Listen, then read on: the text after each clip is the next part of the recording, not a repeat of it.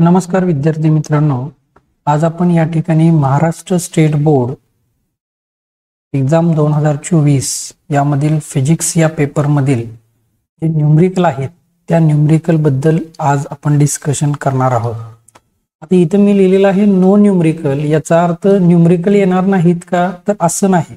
Numerical हे तुम्हाला विचारले जाणारच आहे, पण हा जो व्हिडिओ आहे हा व्हिडिओ आपण कोणासाठी बनवत आहोत की जे विद्यार्थी न्यूमरिकल म्हणजे फिजिक्स मधील जे न्यूमरिकल आहेत त्यांची त्यांना त्या ठिकाणी भीती वाटते, अशा विद्यार्थ्यांसाठी आपण हा व्हिडिओ बनवत आहोत। या व्हिडिओच्या माध्यमातून आपल्याला आपण असंही सांगू शकतो की आतापर्यंत जे 3 ते 4 वर्षापूर्वीचे जे पाठीमागचे पेपर आहेत त्या पेपरच्या बेसिसवरतीच हा आपण या ठिकाणी कंटेंट तयार केलेला आहे।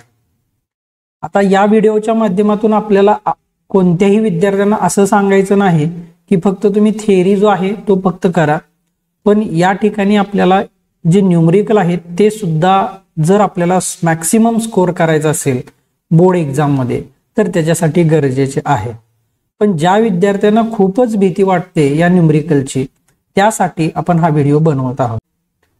आता आपल्याला जी बोर्डची एक्झाम आहे त्या बोर्डच्या एक्झाम मध्ये फिजिक्सचा जो पेपर असेल तो कशा पद्धतीने असेल थोडक्यात याचा ओव्हरव्ह्यू आपण इथं बघूया। सेक्शन 4 सेक्शन आहेत, section A, section B, section C आणि सेक्शन डी। या प्रत्येक सेक्शन मध्ये क्वेश्चन्स आहेत। पहिल्या सेक्शन मध्ये जो पहिला क्वेश्चन आहे तो एमसीक्यू बेस आहे, त्यामध्ये आपल्याला 10 एमसीक्यू विचारले जातील, 10च्या 10 आपल्याला अटेम्प्ट करणं गरजेचं आहे। प्रत्येक क्वेश्चन जो आहे तो 1 मार्काला असेल, असे टोटल 10 मार्क्स असतील। दुसरा सेक्शन ए मध्ये जो दुसरा क्वेश्चन आहे तो व्हेरी शॉर्ट आन्सर म्हणजे 1-2 ओळीमध्ये याचा आन्सर आपल्याला लिहायचा आहे। टोटल 8 क्वेश्चन्स असतील, 8च्या 8 आपल्याला अटेम्प्ट करायचे आहेत। प्रत्येक क्वेश्चन 1 मार्काला असेल म्हणजे टोटल या ठिकाणी 8 मार्क आपल्याला भेटून जातील। म्हणजे जो सेक्शन ए असेल हा सेक्शन ए आपल्याला या ठिकाणी टोटल 18 मार्कांसाठी विचारलेला आहे। त्यानंतर सेक्शन बी जर आपण बघितलं तर टोटल या ठिकाणी 12 क्वेश्चन आहेत। क्वेश्चन 3 पासून क्वेश्चन 14 पर्यंत आपल्याला जे क्वेश्चन अटेम्प्ट करायचे आहेत ते या ठिकाणी किती क्वेश्चन अटेम्प्ट करायचे आहेत 8, म्हणजे 12 पैकी आपल्याला फक्त 8च क्वेश्चन अटेम्प्ट करायचे आहेत। प्रत्येक क्वेश्चन हा 2 मार्कासाठी असेल आणि टोटल मार्क हे 16 होतील। आणि विथ ऑप्शन जर बघितलं तर हे 12 गुणिले 2 जर केलं तर आपल्याला 24 मार्क विथ ऑप्शन भेटून जाईल। तसाच क्वेश्चन सेक्शन सी जर बघितला तो 15 पासून 26 पर्यंत चालू होईल, त्याला आपण लॉंग आन्सर क्वेश्चन असं म्हणू, म्हणजे थोड्याशा जास्त ओळीमध्ये आपल्याला हा question section C question 15 to 26 आपल्याला अटेम्प्ट करायचा आहे। यामध्ये पण आपल्याला 8च क्वेश्चन अटेम्प्ट करायचे आहेत, पण इथं 3 मार्काला हा क्वेश्चन विचारला जाईल, असे टोटल आपल्याला इथं 24 मार्क असेल। पण विथ ऑप्शन जर आपण बघितलं तर तिथं त्या ठिकाणी 36 मार्कासाठी विचारलेला आहे। सेक्शन डी जो आहे तो 27 ते 31 असे टोटल 5 क्वेश्चन आपल्याला इथं विचारले, हेही या ठिकाणी लॉंग आन्सर क्वेश्चन आहेत। आता लॉंग आन्सर मध्ये आपल्याला त्या ठिकाणी एखादं डेरिव्हेशन विचारलं असेल, एखादं एक्सप्रेशन विचारलं असेल, किंवा जर आपण बघितलं तर रुदरफोर्डचं जे अल्फा पार्टिकल स्कॅटरिंग एक्सपेरिमेंट आहे तो विचारलेला असेल, तर असे जे मोठे क्वेश्चन असतील ते आपल्याला या सेक्शन डी मध्ये विचारलेले असतील। हा जो क्वेश्चन आहे हा एक क्वेश्चन आपल्याला या ठिकाणी 4 मार्कासाठी विचारलेला असतो।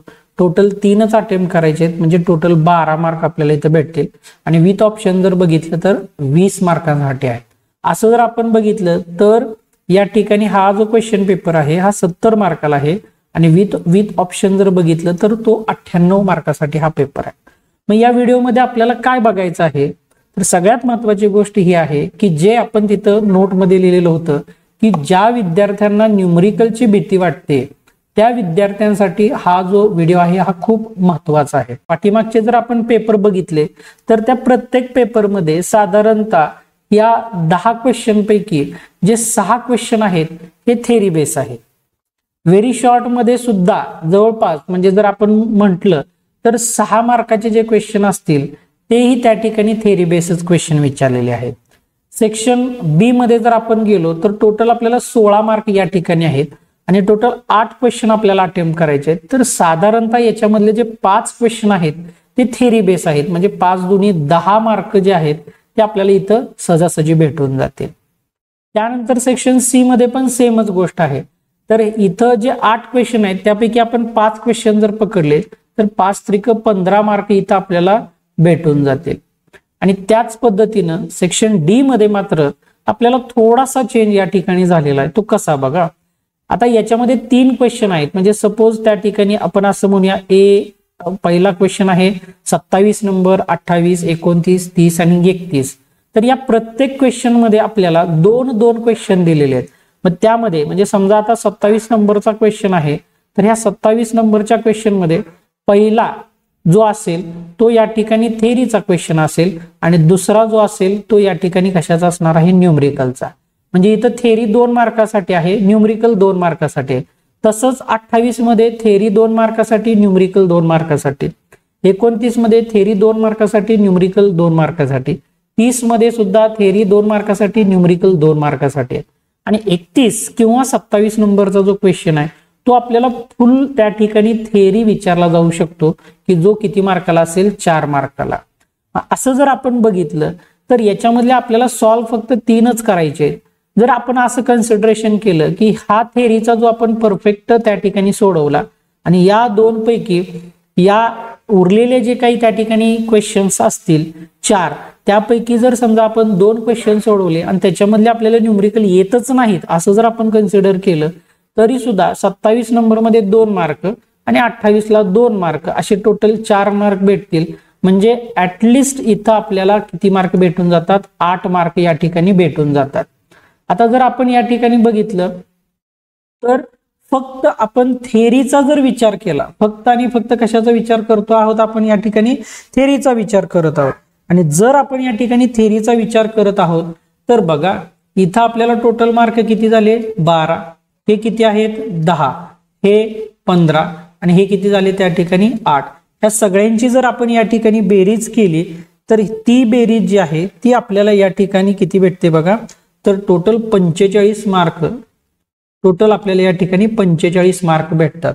म्हणजे जर एखाद्या विद्यार्थ्याला खूपच न्यूमरिकलची भीती वाटत असेल तर तो विद्यार्थी साधारणतः 45 मार्क जे आहेत तो या पेपरला कशाही पद्धतीने घेऊ शकतो.